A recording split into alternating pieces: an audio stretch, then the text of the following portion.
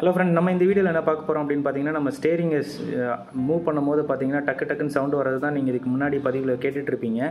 So இது என்ன பண்ணுறது அப்படின்னு பார்த்தீங்கன்னா, இந்த உங்களோட ஸ்டேரிங் ராடு காலம் போய் கனெக்ட் ஆகிற இடத்துல பார்த்தீங்கன்னா ப்ளே இருந்தது. நம்ம ஆட்டும் போது பார்த்தீங்கன்னா அந்த ப்ளே இருந்தது. இதுக்கு என்ன பண்ணுறதுனே தெரியாமல் இருந்தது. நிறைய பேர் வந்து ஸ்டேரிங் காலமே என்டையர் ரேக் ஃபுல்லாகவே மாற்றணுன்னாங்க மேலே இருந்து சப்போர்ட் ராடு.